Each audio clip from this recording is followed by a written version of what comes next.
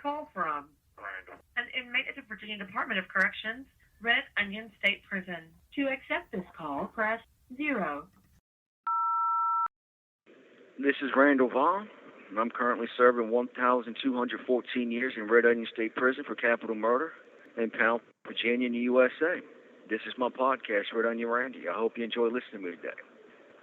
I had a question from a listener, Mikayla Espindola, who asked me, well, she started off by saying that, she had a very abusive childhood, the same as I did, and that, she has a lot of anger, and that she's so much so that she's afraid she might wind up in prison herself someday because of her anger issues, and she's a small woman, so she doesn't want to do that.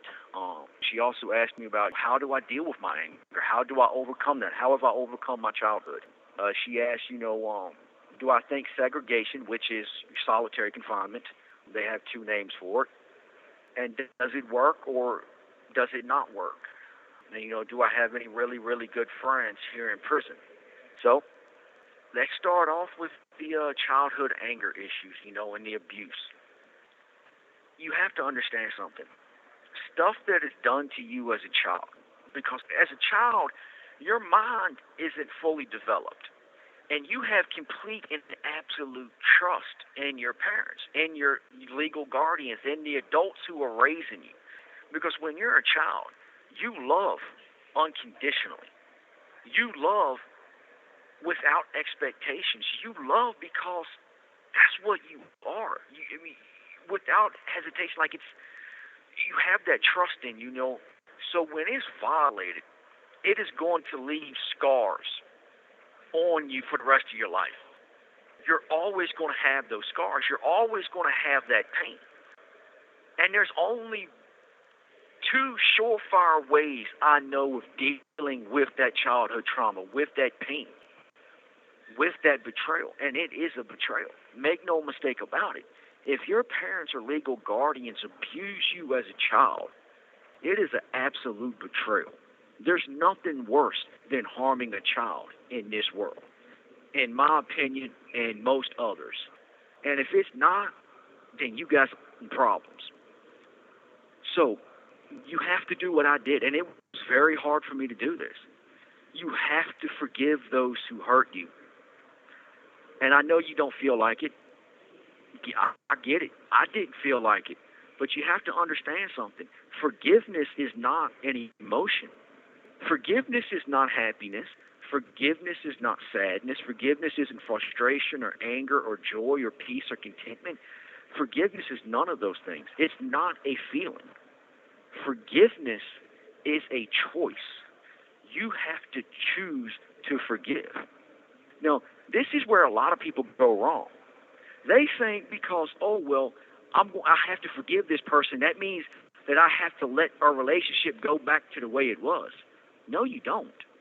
I have forgiven numerous people in my life for what they've done to me, and I've cut them off. Now, I haven't cut everyone off. It depends on the circumstances. It depends on the situation and what happened. But just because you forgive a person doesn't mean you have to remain friends with that person. It doesn't even mean you have to remain family with that person. You can leave your family if that's what's best for you. If that's what's going to help you to grow and be a better person and to live a better life, a more fulfilled, joyful life, then you have to leave your family. Because just because you're born into a family doesn't make them family. Oftentimes, family are those you choose or those who choose you. I have family now. Michael and Juliet, Paulie, Michael and Giovanna, John, Ava, Charlotte, Auntie. I have true family now, and I'm not related to any one of them by blood. And you know what? That's a good thing, because now I know my family wants to be family with me because they choose to, not because they was born into it and they have no options. So forgive them. Whoever hurt you, forgive. Every time that anger comes up, every time those memories pop up, just say, no, you know what? I'm done with that. I'm tired of letting this ruin my life. I'm tired of letting this destroy my life. I'm tired of letting this hold me back. I choose to forgive them. I forgive you, Father, or I forgive you, Mother, or I forgive you, trusted person, or whoever. Just add whoever hurt you, Mikayla. You just say their name whenever you say, I forgive them. And always personified. And you keep doing it over and over and over again until it starts to come true for you. That's what I did with my dad. That's what I did with my mom. That's what I did with my other family members. That's what I did with foster parents and the people who were in charge of me from the state and all that stuff, social workers and everything. I had to forgive them for turning their back on me. I had to forgive them for being lazy and not caring about me. And it took me years to do it. It took me years to get over it. But every time those emotions came up, I forgive. Now, I wasn't perfect with it. Sometimes my anger and my emotions would boil over and I would start thinking about nasty things or whatever. But once I started to calm down for it, I said, okay, you know what, I had a bad episode there. I'll forgive myself for that, and I forgive them too for putting me through that again. You have to forgive. And remember, it is a choice. The next thing you have to do, you have to find someone whom you can talk to about this. And you have to go into detail of what was done to you. Remember, I did an episode where I talked about being molested, and I kind of went into detail a little bit of what it felt like, what it tasted like. You have to get that poison out of you. Stuff like that, it's like spiritual poison. You have to draw it out, and the only way to do that, you can't ignore it. You can't shove it in a corner because that stuff, just like cancer, it grows and grows. It's stage 1, stage 2, stage 3, stage 4, stage prison. Because once you get up to those stages, it gets to the point where you act out. And like you're afraid of, you do something stupid and you wind up in prison. And I don't want to see anybody go to prison for any reason, unless they're hurting children, of course. That's the only exception. So find someone to talk about it. And as a matter of fact, I seen that you added your name to my email contact list on JPay. And I don't know if you got my response, because I did respond saying, hey, I seen your name was up here, but unfortunately there was no email from you or anything, and I never heard back from you. Write me. As a matter of fact, the next couple of weeks I should be receiving my new tablet, so I'll be able to go in the cell and sit down and write real long emails again, instead of only, writing a couple paragraphs at the kiosk. Talk to me about it. One, I went through it. I understand exactly what you went through. I was beaten. I was verbally abused. I was emotionally abused. I was physically abused. I was sexually abused. I had to go through all those things. I've been through some hell in my life. Talk about it. Because once you start talking about it, you feel better. You're unloading that burden. How I deal with my anger is a very good one, and it's a good question. You have a lot of people, they'll want to go and roll, like in prison, they'll want to roll their mattress up and hang it up, or set it up on the wall or, the table or the sink or whatever, and they want to sit there and punch it when they get mad. That's the worst thing you can do. I don't even recommend exercising when you get mad, and this is the reason why. If every time you get mad you go punch a heavy bag, guess what? After a while, it can be months or it can be a couple of years, you're going to get put in a situation where you're standing right in front of somebody and they're going to say or do something that's going to piss you off, and you're conditioned to punch. So that's what you're going to do. You're going to wind up punching them in the mouth, and then you're in jail for assault and battery. So never do that. Every time I get mad, I won't even let myself pace the floor, because when I pace the floor, I'm amping myself up. My heart rate rises, my blood pressure gets going, and my adrenaline is flooding me. And then by doing that, I can't think calm thoughts because I'm up pacing back and forth. So I make myself sit down on the bed. I'll make myself sit on the floor in the lotus position, and I'll make myself breathe. And I constantly remind myself, it's not worth it. It's not worth it. It's not worth it.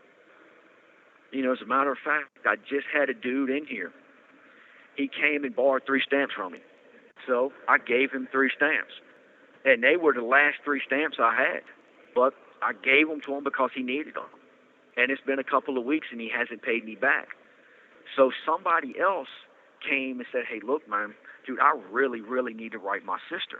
And this is an older black guy, and he doesn't really get money from the street. You know, he has a little job, but he's trying to make ends meet. He's trying to eat and everything. And so I'm like, dude, tell you what, man, go tell so-and-so those 3 stamps that he owes me, just to go on ahead and give them to you, man, and then you can pay me back whenever it's convenient for you.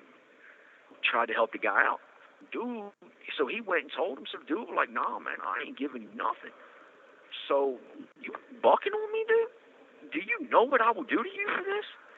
And I started to get mad. And I had to remind myself, nope, stop, be humble, Randy, be humble. And I literally said that out loud to myself, and I made myself sit down and said, no, I'm not going to do this. I'm not going to get upset over this. It is what it is. You know what I'm saying? It's $1.50 something. It's no big deal, man. You can afford to lose that. He'll never get nothing from me ever again. He burnt that bridge. Okay, that's a small price to pay to find out someone's true character. Now I know his true character. He'll never get nothing from me, and the guys I hang out with in here, I will make sure that they never give that dude nothing neither. He's dead, figuratively speaking, of course. But that's how I deal with it. I remind myself it's not worth it. I don't want to go back to sex. So in your case, you have to say, look, I don't want to go to prison. I don't want to destroy my life. I don't want other people telling me when I can use the bathroom or when I can eat or when I can call or watch TV or do this or do that. Prison freaking sucks. There's nothing good in here.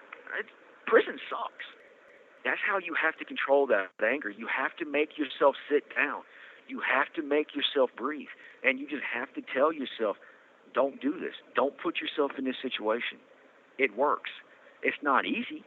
Sometimes you're going to fail. Sometimes you'll start to do that, and before you even realize it, 5 minutes have gone by, and you done paced a damn hole in the floor and murdered 47 people in your head. Because that anger, sometimes, when you first start off learning how to control it, it controls you. That's why I've told guys in here time and time again, you have to learn to control your emotions. Because if you don't control your emotions are going to control you. Never allow yourself to be a slave to your emotions, to your feelings. Learn to control them, because once you learn to control them, you control yourself. And when you control yourself, you don't put yourself in stupid positions to wind up in prison or to stay in prison and so on and so forth. So those are my techniques. Now, to answer your question, do I have friends in prison? I only have one person that I truly consider a friend that's in prison with me, and that's my buddy Frank. I've talked about him in episodes past. Unfortunately, we're no longer together. He's over there in D1 still, and I'm over here in B2, general population, working my way down. Frank is at that stage in his life. He no longer wants to be in population. He just doesn't give a damn. So he's just basically going to stay over there where he's at. He gets to come out in the pod for 1 hour a day. He gets 2 hours on the rec yard a day, and he's fine with that. He'll take a shower. He'll sink to the kiosk, use the phone when he needs to. And other than that, he goes right back into the cell, and he just watches TV, and he's going to eat until he dies. It's a little bit sad, but it's his life. I can't live it for him. I got a couple of dudes in the pod I'm with, Lil John, Preacher, and Dennis, whom, I hang out with on a daily basis over here. We talk, I'm a Christian. I'm a full-blown Christian. Like that, I live my life for that now, which it still comes as a shock to me that I am, but hey, stranger things have happened, I guess. But they're on different paths. We kind of view the world in different ways, so we're cool. I wouldn't let any one of them get jumped if they need something. As a matter of fact, Lil John, his money got messed up and he wasn't able to go to commissary, so I gave him like $15 of food. So like we have that between us and everything. And same thing with Dennis and Preacher and whatnot. If they need something, they know they can come to me and I'll give it to them. Same thing. If I need something, I can go to them and say, hey, I need this, and guaranteed they'll give it to me. As a matter of fact, before John's player messed up, he used to let me borrow his player all day, and I can listen to music, play a couple of games on there while I'm waiting to get my new one. Dennis does the same thing. As a matter of fact, yesterday I had his player all day long, and I was sitting there listening to some music. And matter of fact, I was listening to Camila Cabello and Becky G. Now, a lot of their songs, especially Becky G's, is in Spanish, and I only know a couple of words of Spanish, but I love the way her voice sounds. And so I listened to it, and he's kind enough to let me do that, even though it meant he didn't have his player all day long. So we kind of have that closeness and connection, and we're friendly with one another, and we're not going to let nobody get jumped or get hungry or be out back or whatever.